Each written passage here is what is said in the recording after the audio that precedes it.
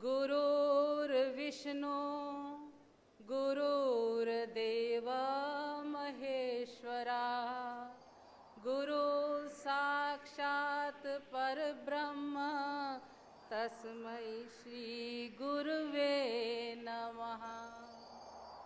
मैं आज अपने परम पूजनीय श्रद्धेय वंदनीय स्वामी जी को सूक्ष्म रूप से अनुभूत करती हुई अपनी सभी बेटियों बहनों की ओर से श्रद्धा से और कृतज्ञता से उनके चरण कमलों पर मैं नतमस्तक हूँ। हम सभी नतमस्तक हैं। उन्होंने हमें बड़े स्नेह से आत्मीयता से सींचा है, हमारी कोचिंग की है, हमारी क्लासेस नहीं, हमारी कोचिंग कक्षाएं चलती रहीं और एक एक बच्चा उनका बनाया हुआ घड़ा हुआ है, ऑथेंटिक है।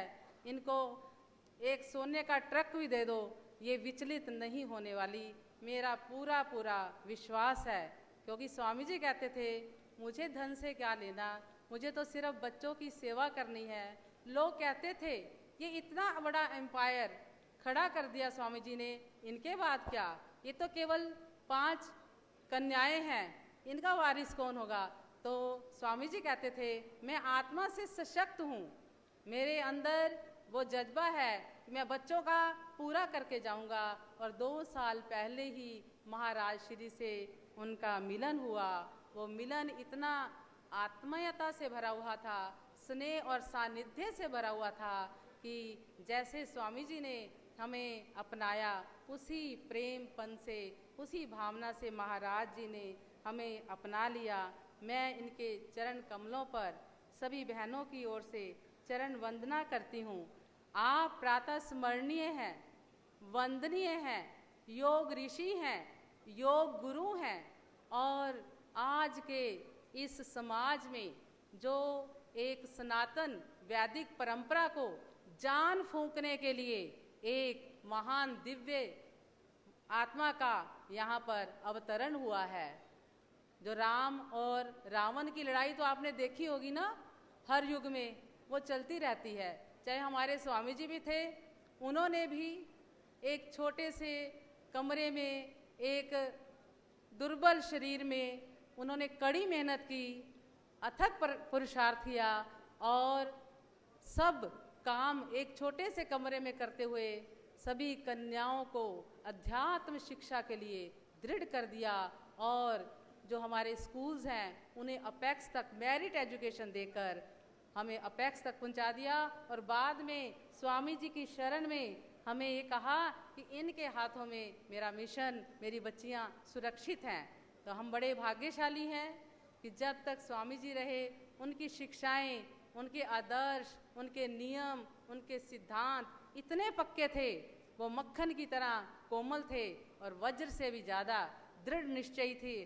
कोई बड़े से बड़ा भी आ जाता था रूम में तो वो कहते थे नहीं सुनो, मेरी बात सुनो। मतलब कोई सोचता था इतने कमज़ोर शरीर से कोई व्यक्ति इतना आत्मबल से लबालब कैसे बोल सकता है। लेकिन स्वामी जी का जो बल था वो आत्मा से लबालब भरा हुआ था।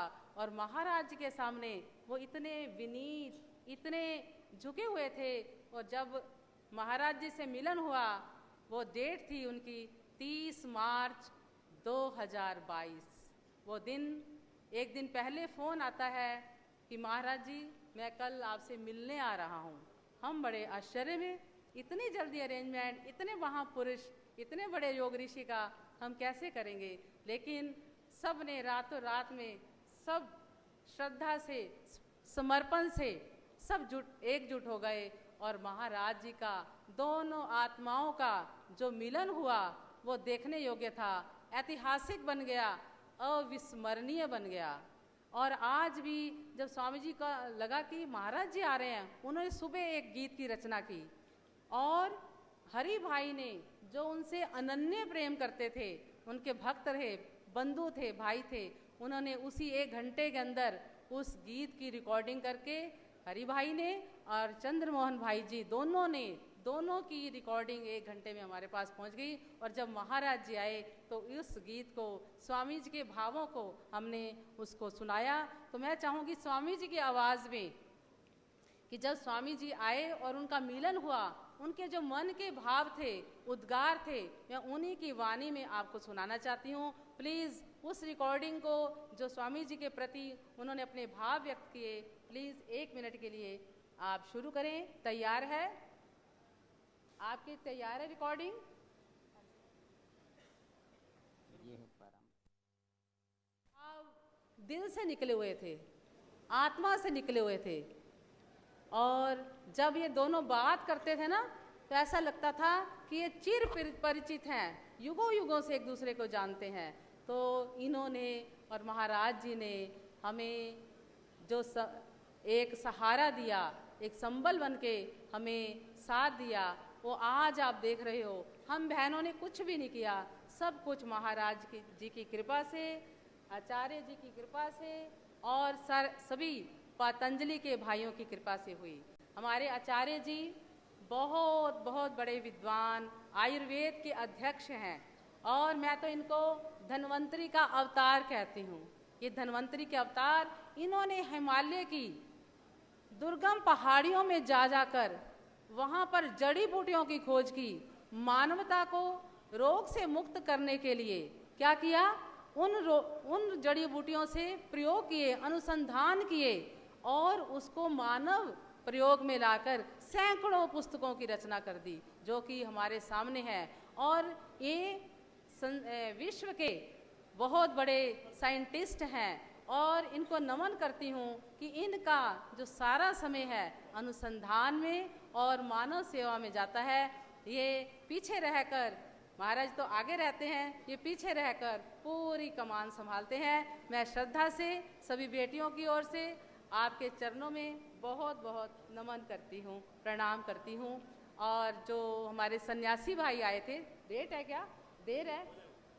जो सन्यासी भाई आए थे जिस दिन हमारे स्वामी जी निर्वाण को प्राप्त हुए, हरिद्वार से सारी संत मंडली आई और सभी ने हमारे साथ खड़े होकर हमारा सहारा बने। और उन भाइयों ने हमारे कंधे से कंधा मिलाकर हमें सहारा दिया, हमें बहुत एक तरह से शोक मुक्त किया।